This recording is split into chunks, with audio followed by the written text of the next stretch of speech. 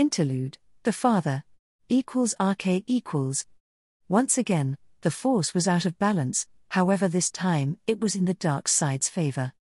An old man sat upon a carved stone throne, and his mind drifted examining the consequences of said imbalance upon himself. Those few who knew who and what he was, called him the Father. He was the embodiment of the Force as a whole and saw things more clearly than his so-called children. For 1,000 years the light side ruled the galaxy almost unchallenged, and as it was its nature, it strived to put things back on tracks, so the status quo could be maintained and the timeline restored.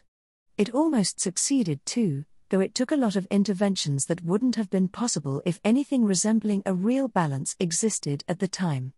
A future that should have been erased when the anomaly appeared 4,000 years ago was forced back into existence, only for the anomaly to appear again.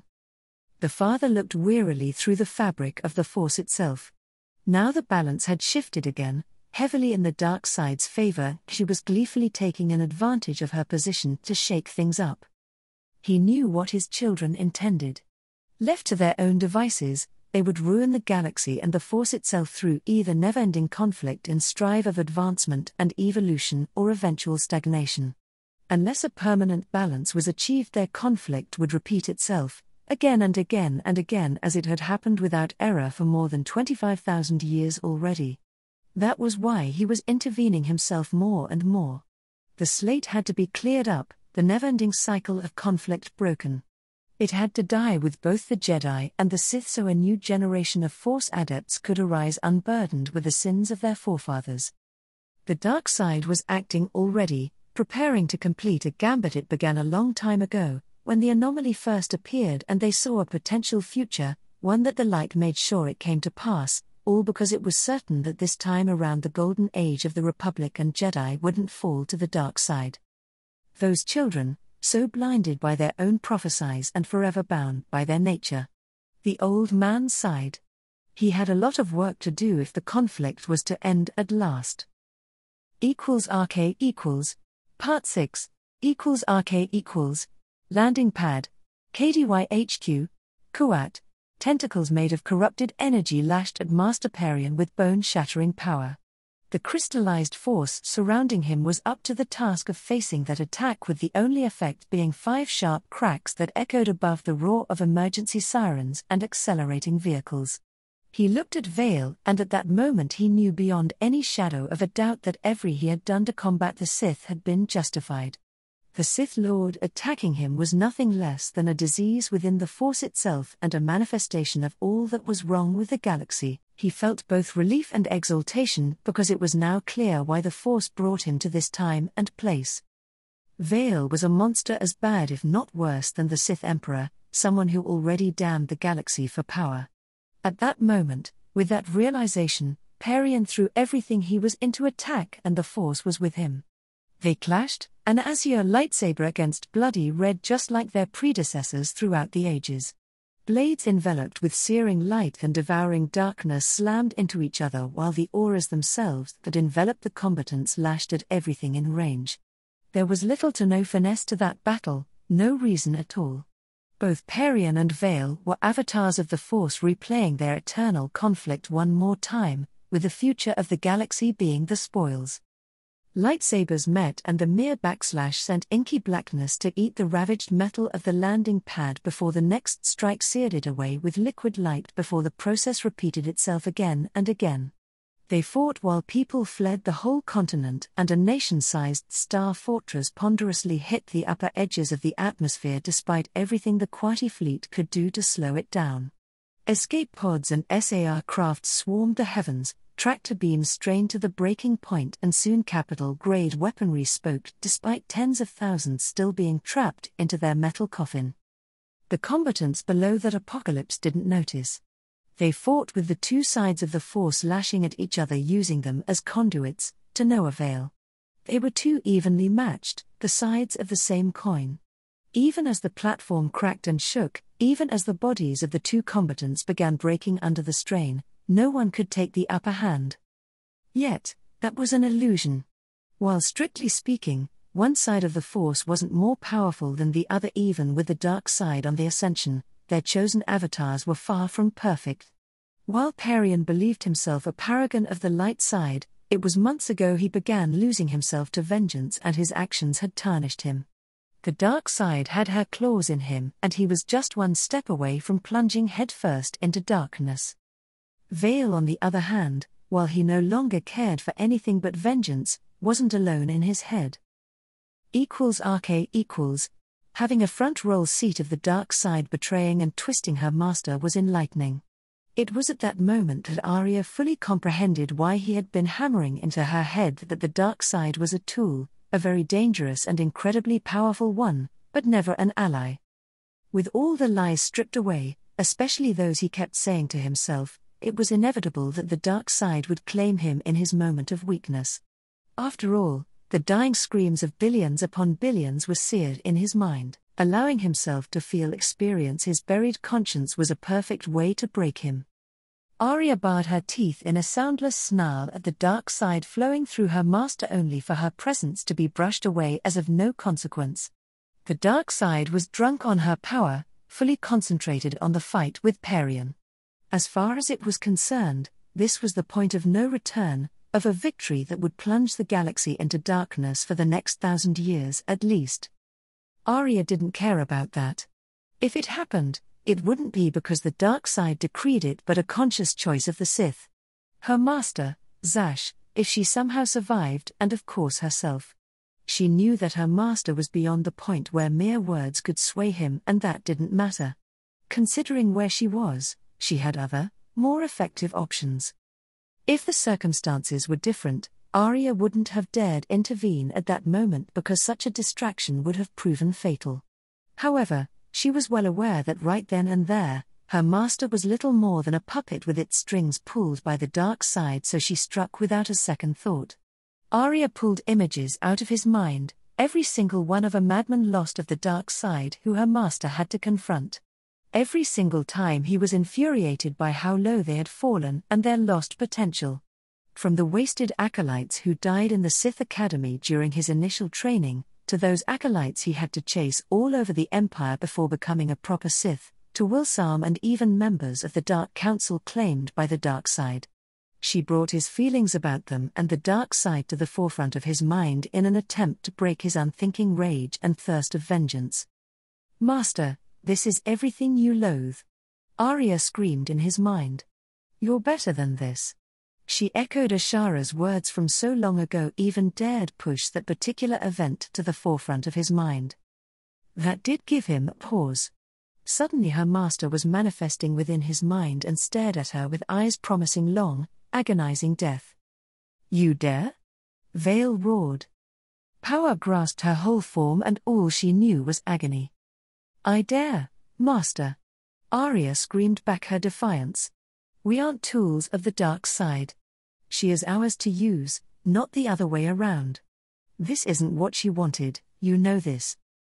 At those words the presence of the dark side became suffocating and the agony intensified, if it was at all possible. Then and there, Arya knew she was dead. The dark side didn't appreciate her meddling and came to devour her. Tendrils of power jumped at her from all directions and she knew she was dead. Any moment now. Arya blinked in confusion. There was no more pain. The jagged tentacles made of pulsing darkness stood all around her like daggers falling for a deadly strike, yet frozen in time. Only then did she saw her master's face, which was a twisted mask of fury. "When I really saw you in the Jedi Temple, I saw something that every master wishes to see. It wasn't raw, untamed power, or even potential, though you have that, apprentice. I saw someone just like myself, used and discarded by those who should have forged you into something equal or greater than themselves." The mindscape shook with the roar of the dark side. Vale's heat turned to look at the oppressive darkness surrounding them. "I always knew you were such a treacherous whore. Thank you for reminding me not to trust you," he sneered and grasped the dark side with his will alone. The tentacles ready to tear her apart broke into wisps of black smoke that got blown away as if a hurricane passed by. RK equals. Part 7. RK equals. Landing pad. KDY HQ. Koat. it has been a long time since I had to fight both the enemy in front of me and the dark side within and around me. The first thing I did when I broke through the vengeance-fueled insanity gripping me thanks to Arya was to jump back as far as possible from Perion. The solid aura of energy surrounding me exploded outwards, ravaging everything in its way. It washed away centimeters of reinforced alloy from the landing pad, making it groan under my feet, and the backslash gave even Perion pause, which bought me a few more moments to catch my breath. All around us, the dark side screamed in fury. It fought me for every tiny bit of power I could wrench from her grasp, something that only infuriated me even further. As I was right now, the bloody Jedi had most advantages.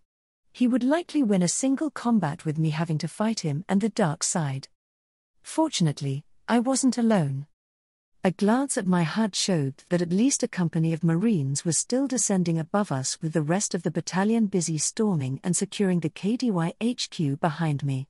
It was a simple thing to designate Perion as a primary target, and even as he charged me, blaster bolts began raining upon him. I took a moment to thank Arya for dragging me from my funk and sent her a mental request to help me deal with the temper tantrum thrown by the dark side. Almost immediately the strain to channel the force abated, and I could use more of my concentration to deal with Perion. Bursts of blaster fire detonated like flak shells almost a meter away from the Jedi when they encountered the edge of the concentrated force field around him. While the onslaught didn't slow him down, it had to sap his endurance and take a part of his concentration to maintain said defense. Given the situation, every little bit helped. I knew that the smart thing to do would be to get off the platform and fight him another time, yet both my still burning lust for vengeance and sheer practicality drove me to continue the engagement. If I could end him here, the most dangerous man on the other side would die. I simply couldn't take the chance of facing him at a time and place of his own choosing, especially if I had to exhaust and burn myself using battle meditation to win another impossible victory. It was sheer fury that drove me too. I burned to prove to myself that I could win despite the stunt the dark side pulled, even with her fighting me every step of the way. All those emotions, I used them as fuel. The very rage clawing at my sanity I weaponized and used to enhance my body. It became a cold, frozen thing that helped me sharpen my mind. I met Perion's charge headlong, and when we clashed my armor began to heat and smoke from the sheer light and heat radiating from the force surrounding him. When our blades clashed, a shock wave rippled through the air and the abused metal below our feet cracked in an expanding circle. For a moment our weapons locked in each other as we tested our strength, and I used the opportunity to slam my artificial first into Perion's helmet. As my punch approached, I used all the power and concentration I could spare to engulf it into burning storm of lighting and telekinetic power. It punched straight through Perion's defenses, though not without issue. The outer layers of my armor ablated and burned away, the armored gloves covering my metal fingers simply disintegrated. However, then my strike hit home. My metal fist shattered on impact, but not before denting Perion's helmet and discharging all the energy surrounding it on impact. The backslash alone would have been more than enough to shatter the bones in my armor up to the elbow and mangle the muscles if it wasn't for the dark rage protecting me, all the while causing its own ravages upon my body. Even then, I felt muscles tear and bone crack. That strike alone should have killed Perion. It had more than enough energy to take off the head of an ordinary human, and hell, it would have turned the brains of most known species into liquid. The telekinetic impact shattered the right side of the Jedi's helmet while lighting discharge right into his face. The momentum of the impact threw him away from me, and finally the force manifestation protecting him cracked and detonated just as mine did. That discharge caught me before I could properly protect myself.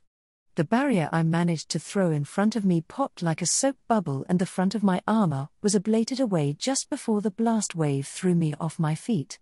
I landed hard, and moments later, when I got my bearings back, I found it hard to breathe. Only then I felt searing pain on the lower part of my face and neck.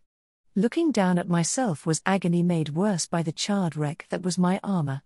It was half melted and seared away, and even with the rage making my flesh far stronger than it had any right to be, the melted metal had still burned and fused with my skin in places. Perion was better, alive when he had no right to be, but at least not unscratched. His jaw hung loose, and I had no doubt that the bones in it were shattered. The right side of his face was charred ruins, with his eye closed and leaking fluids.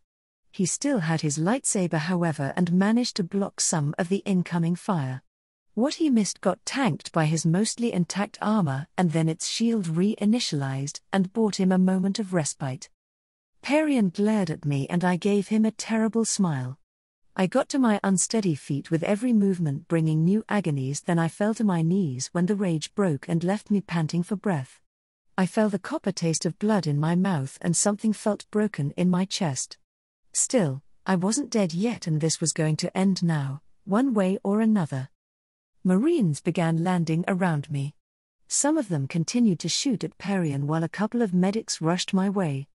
I saw others kneel or even jump prone on what was left of the landing pad and aim at something behind me.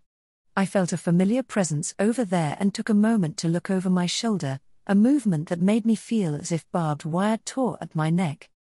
There were two armored figures there wearing the same gear as Perian and a furious-looking human woman who held a roughed-up snips in front of her as a shield and had an ignited lightsaber to her throat.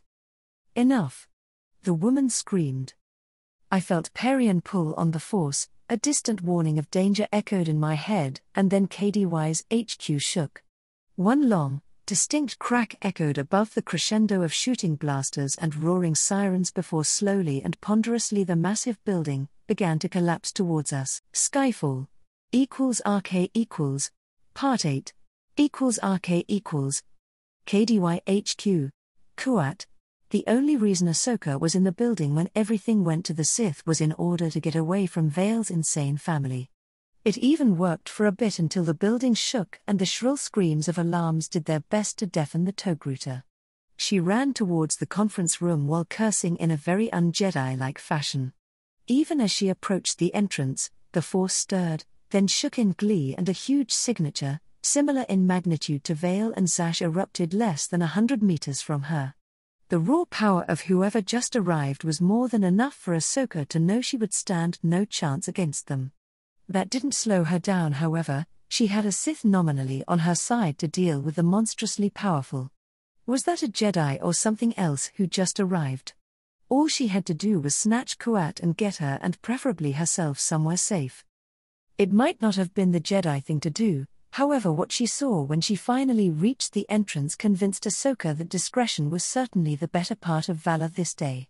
She saw, and more importantly, sensed, Zash and the newcomer using the Force to tear apart the solid floor and ceiling as they made their way deeper in the building. At least Kuat was near, just a few meters away, surrounded by a few stunned guards.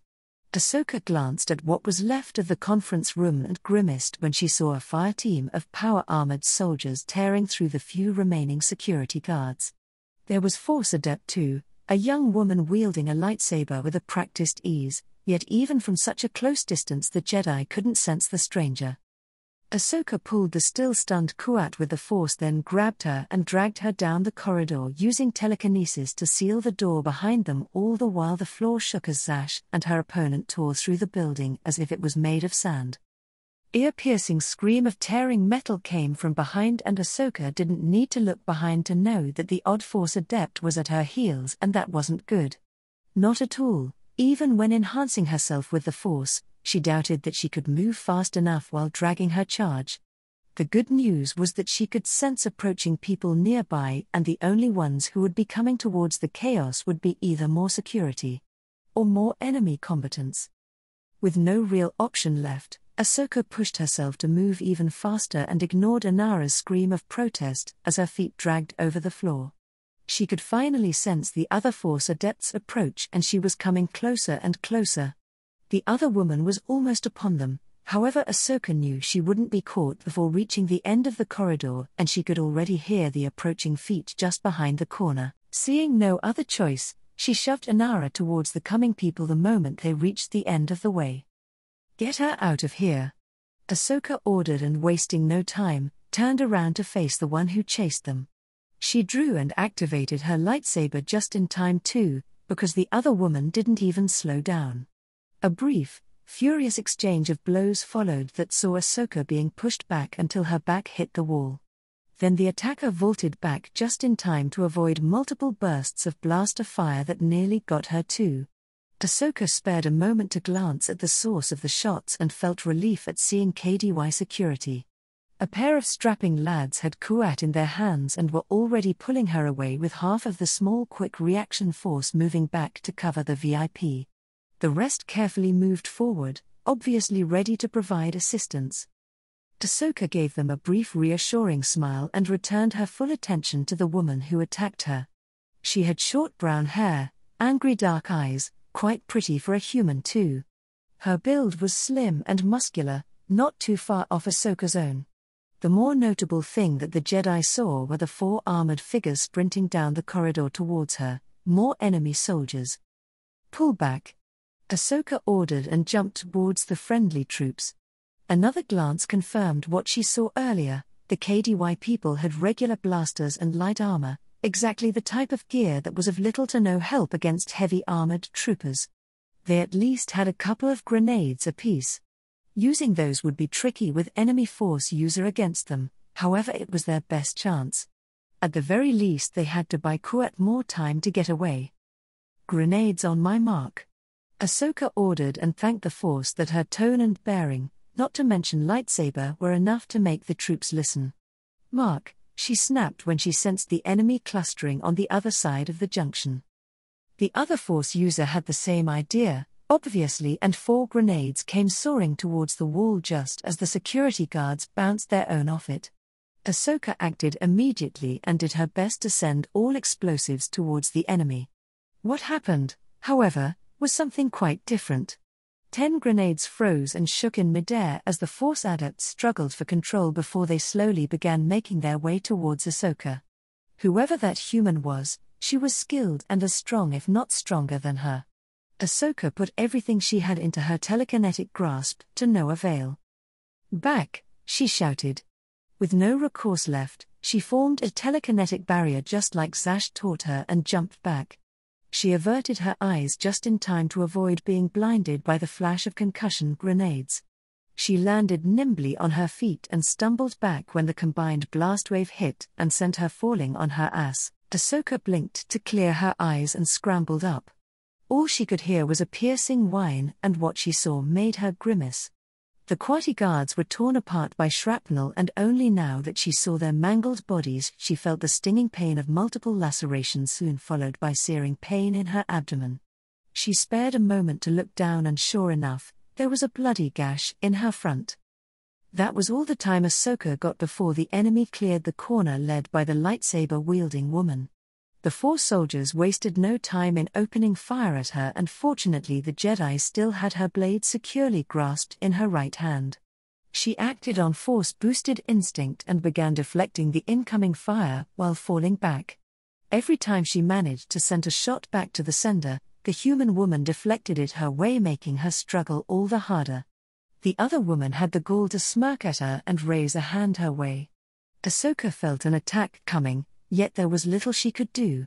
Despite Zash's teachings, she was yet to master properly multitasking using the Force. Now that she was wounded and in combat, all she could do was to will the Force to protect her. It was somewhat effective too. Ahsoka felt a barrier beginning to form around her, then the attack came. The Force pulsed around the woman and then something flashed between them. Ahsoka knew that her incomplete barrier did something. She could perceive a brief struggle between the strange attack and her defense before she felt energy engulfing and slowing her down. A moment later a shot slipped through her guard and grazed her left arm. Ahsoka shouted in pain when the blaster bolt seared her biceps, then a second one took a chunk of her right leg and she collapsed, expecting to be shot dead. Instead, the other Force adept roughly shoved her away from the other incoming shots before the enemy soldiers ceased firing. Ahsoka slammed into a wall with enough strength to see stars, and when her sight cleared she had her hands bound and a lightsaber pointed at her face. =RK equals Part 9 =RK equals Landing pad KDY HQ Kuat. Even knowing that strike was coming and concentrating on protecting himself from it still did a number on Master Perion. He had a concussion, A nasty one for sure, possibly some internal bleeding too, though it still beat being dead. The way it felt having your jaw pulverized to such an extent that bone fragments sloshed within a meat sack that used to be your chin wasn't something that Perian wanted to think about, much less experience. Even as force energy channeled to heal him mended his wounds, as much as it could given the time constraints and situation, that infernal sensation drove him to the edge of insanity. The agony and the way his head pounded was something else and made it hard to concentrate. It was just experience and sheer stubbornness that kept him going. When his former Padawan offered a brief distraction, he was on the way to succumbing to the incoming firepower before he could reinforce his defenses. The only ray of light was the fact that more and more of the enemy soldiers were either landing on the platform or missing it and continuing their descent to the ground, kilometers below. Thus less and less people could shoot at him. It helped that an increasing number of them had to cover his backup and Padawan too. For a moment he left a weak barrier and the protections built into his armor to keep him intact and channeled all the pain he was feeling through the force. He knew very well that emotions could be used to fuel it, though doing so was perilous at the best of times. However, Perian was far past such concerns. Vale was right here, in front of him, yet possibly out of reach. At least Zash was either dead or out of commission for the foreseeable future, and the other bloody Sith wasn't exactly intact. Bursts of blaster fire ate into Perian's defenses even as he buried himself in the force. He sent a mental warning to Denii as he made a long, thin blade of concentrated and focused telekinetic energy manifest and used his mind to drive it through the heart of the building towering above them all. That feat took almost everything he had left, and even as the power slipped through his fingers, he slammed a fist into the platform, channeled it into that single strike. Almost a meter of solid durasteel cracked like an eggshell, and his corner of the landing pad tore off and plunged into the abyss just as the KDY building began sliding and breaking towards him, with its bearing columns cut clean through. Perian activated his beacon signaling that it was time to get the hell out, and used what little concentration he had left to guide his descent and hopefully keep himself alive long enough to receive medical attention. RK equals. When she got the warning from her master, Jedi Knight Denii Strum had mere moments to plan and act. She braced and surrounded herself with the force just as a deafening crack and a shudder came from all around her. Without thinking things through, she pushed her captive forward and threw her with the force towards the enemy soldiers on the landing pad. "Jump!" Denii shouted in the same moment and followed her own order. To their credit, a few of the enemy soldiers did shoot their way despite the doom coming down on all their heads. The few shots that came her way she deflected, and she was sure her people would be all right due to the shielded armors they wore. She certainly hoped they would be all right, because she relied on them to get her out of this mess her master engineered. Denii dived through the air, deactivated her blade and put her arms and legs straight to decrease air resistance and built speed faster. Soon a pair of the troopers came falling right next to her, even if they jumped a bit later and grabbed her before activating the rocket packs on their backs. Now it remained to be seen if they could get away before the whole building crashed on top of them or the whole Quati Navy came calling with murder in their eyes. RK equals. This I didn't see coming. For a long moment I stared at the building coming down, barely paying attention to snips being unceremoniously thrown my way or the pulse of the force from Perian's direction. Then reality reassessed itself with the help of Arya's surprised exclamation deep within my mind. "Grab the colonel and run." I managed to croak before a coughing fit made me sway on my feet. Even if my grav harness was still operational, its control systems were as fried as the rest of my armor, something that put me into a bind. I turned my back to the collapsing space scraper and finally consciously noted that Perian was busy making himself scarce. I nodded at myself, which was a mistake given the agony that exploded at and around my neck and tore a chunk of the platform, then used telekinesis to get myself away. There was just one little problem: I most certainly wasn't outrunning the collapsing building. The same building that had most of the battalion I borrowed from the Defender, possibly Anara Kuat too, inside. Criff this day and whatever it rode onto. I looked at everything below and saw a lot of vehicles of all stripes trying to get away, along with the shrinking figures of Marines doing the same, gliding thanks to their repulsor packs. With no good options left, I jumped off the metal chunk I rode onto and headed to the closest air car, making an escape. While in free fall, I enveloped myself into a sheath of energy that should allow me to not kill myself when I struck my target. I could vaguely sense Perian somewhere below, with Ahsoka to the right. Hopefully the bloody bastard would become a bloody stain on the streets below before the collapsing building buried him once and for all. A familiar presence made itself known in my head, which was enough to disrupt my concentration. I shoved it aside and focused on not dying when I reached my destination. Then the presence popped me harder, got my attention, and my focus wavered. I saw an open-top air car rising to meet me. There was a flash of red hair and slumped form at the driver's seat, and that had to be Zash, and then there was no more time for thinking. I focused on my safety harness and managed to more or less re-establish it properly before I hit the air car. What followed was a bloody strong impact that I was sure broke a rib or 10. I clutched the first thing I could as I bled velocity and kinetic energy in a corona of released power. Even then, the sudden impact and its side effects were enough to make Zash lose control of the vehicle. The air car entered uncontrolled spin, and all I could do was hang to the back door for a dear life, with every jolt sending stabbing pulses of blinding agony through my front, more than enough to make me roar in pain. When Zash finally managed to regain control, I crawled fully to the back seat and strapped myself with the seat belt. She gave me a brief pained look and headed up and to the left. It took me a moment to determine that we were gone after Snips instead of Perian, who I was no longer able to sense properly. There was hoping the bastard was considered for once and died.